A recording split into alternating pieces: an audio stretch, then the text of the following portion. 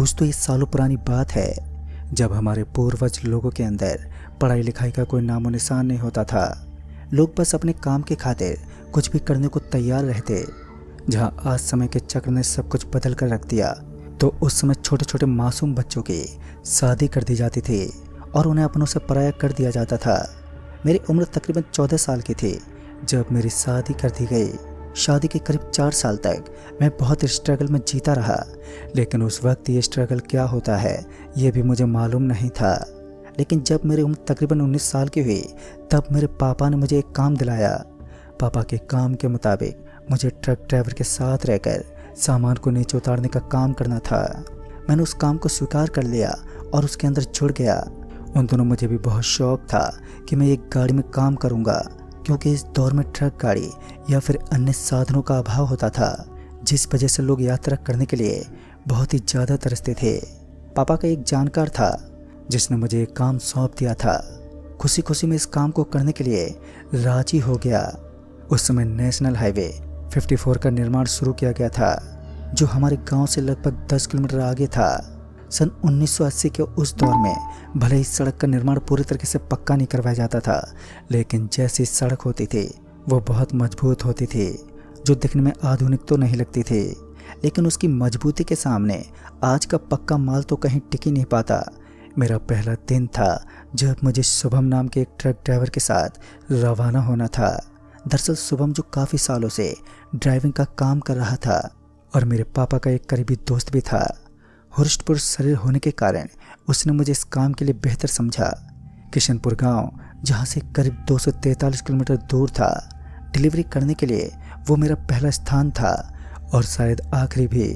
शुभम ने मुझे इन्फॉर्मेशन देकर बताया कि डिलीवरी करते समय तुम्हारा ध्यान सिर्फ सामान पर होना चाहिए, क्योंकि इस रास्ते में सामान की चोरी होना एक आम बात है और हमला भी हो सकता है।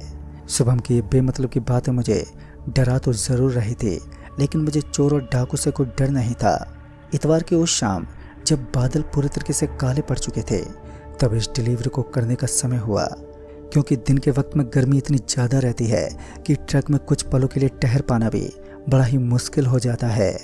पता नहीं उस वक्त क्या समय हो रहा था, लेकिन जैसे ही आसमान से सूरज गायब हुआ, उसके साथ ही अंधेरे की चादर के बीचों बीच हमारी ट्रक सुनसान रास्ते को काटने लगी।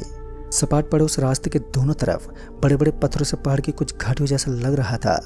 अंधेरा होने की वजह से मैं सब चीज़ों को बहुत गौर से तो नहीं देख पाया। पहले तो मैं ट्रक ड्राइवर शुभम के साथ आगे बैठा था, लेकिन जब उस भयानक रास्ते की शुरुआत हुई जहाँ से चोर और डाकुओं का आतंक रहता है, तो उन्होंने मुझे पीछे बैठने को कहा। सच बताऊँ तो डर तो मुझे भी लग रहा था, लेकिन इसके अलावा मेरे पास कोई और चारा भी नहीं था। ना चाहते भी मैं बिना कुछ सोचे समझे आगे वाले हिस्से से उतर गया। शुभम अंकल ने हंसते हुए कहा, अरे डरो मत, तुम्हें कुछ नहीं होगा, बस सामान पर निगरानी रखनी है ताकि गलती से भी कोई डिब्बा इधर से उधर ना हो जाए, वरना बड़ी गड़बड़ हो जाएगी। जहाँ शुभम अंकल मुझे न डरने को कह रहे थे, तो उनके माथे पर पसीना साफ साफ झलक रहा था और ऐसा लग रहा था मानो उनके अंदर किसी चीज़ को लेकर भय है। फिर मैंने ज़्यादा कुछ पूछना भी ठीक नहीं समझा और अपने काम में ध्यान देते हुए ज़रा आगे बढ़ने लगा। तभी एक सरसराती हुई आवाज़ ने मेरे कानों में हल्की सी अफरा तफरी मचा दी। आभास हो रहा था कि कुछ बेहूदी चीज़ बहुत ही भयानक अंदाज में मेरे कानों को फाड़ने वाली है।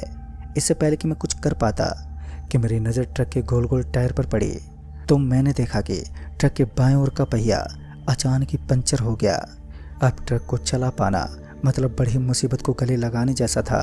इसलिए मैंने शुभम चाचा को कहा, अरे चाचा जी, टायर तो पंचर हो गया है और अब हमें ट्रक के पीछे जैक लगाकर टायर चेंज करना होगा, नहीं तो हम आगे नहीं बढ़ पाएंगे।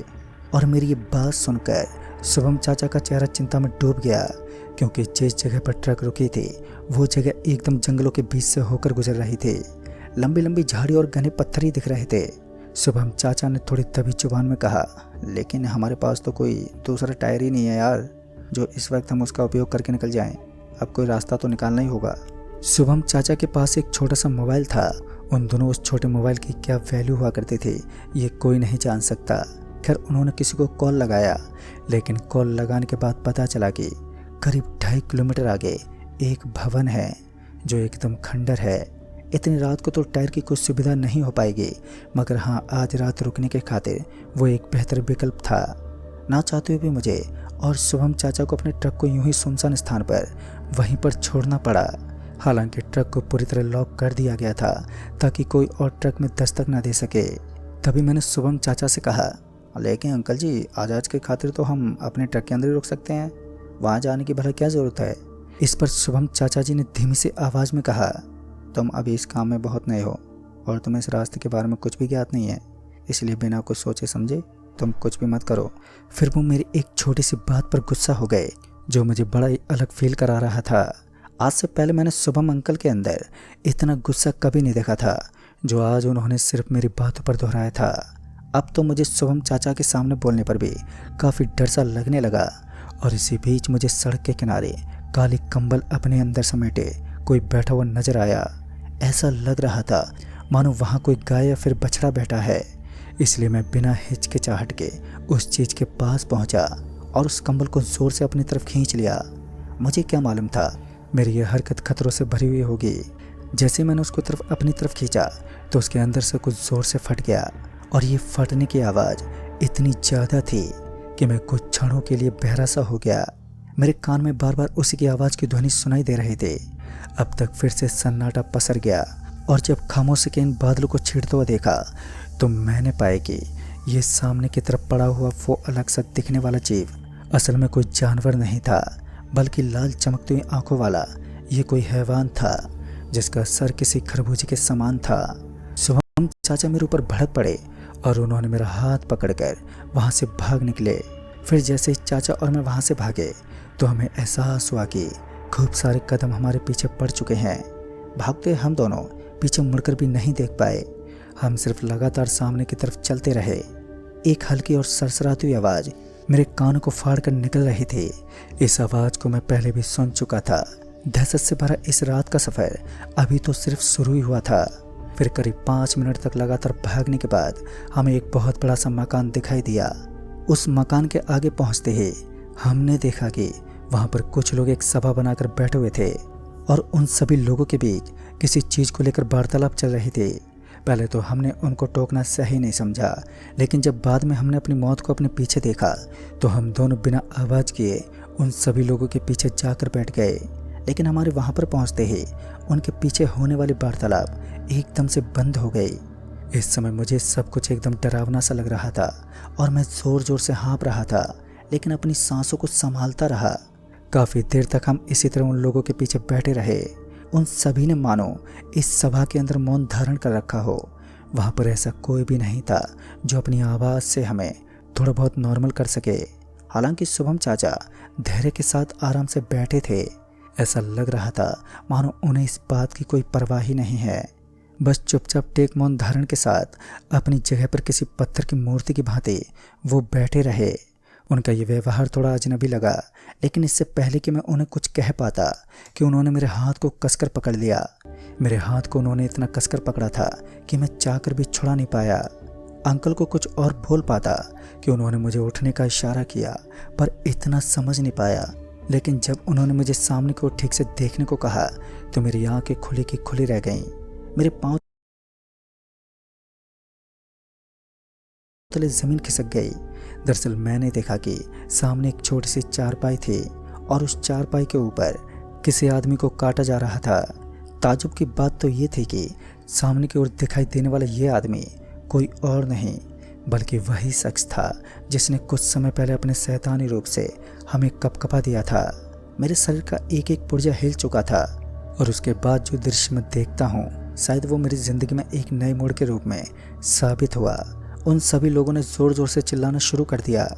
उनकी ये चीख पुकार इतनी ज़्यादा भीषण थी कि कुछ कहे और सुन पाने में हम लगातार नाकाम रहे।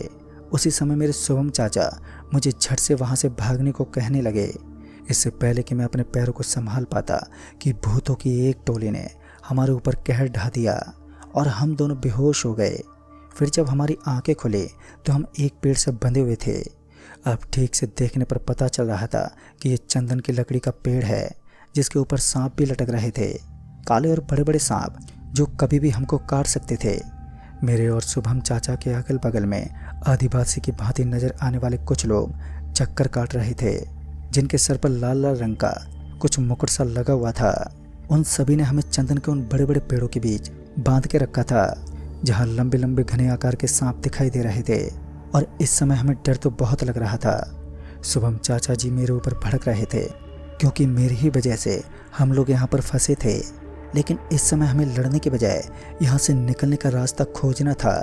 मेरे शुभम चाचा जो मुझसे थोड़ी दूर आगे एक पेड़ मौजूद था उसके पास बंधे थे। तभी मैंने देखा कि एक आदमी लोहे के दो लंबे लंबे पतले पतले सरियों को लेकर उनकी तरफ बढ़ने लगा। मुझे पूरी तरीके से मालूम पड़ चुका था कि अब ये दोनों उनकी आंखों में धंसने वाले हैं। इससे पहले उनकी सहायता करना बहुत ज़रूरी था, लेकिन मेरे पास कोई चारा ही नहीं था। बगल में खड़े वो आदिवासी जैसे दिखने वाले लोग अचानक ही जोर जोर से चिल्लाते हुए किसी को पुकारने लगे। उनकी आवाज़ से साफ ज़ाहिर हो रहा था और कुछ देर के बाद उनकी प्रचंड ध्वनि ने किसी बड़े राक्षस को अपनी तरफ आकर्षित किया।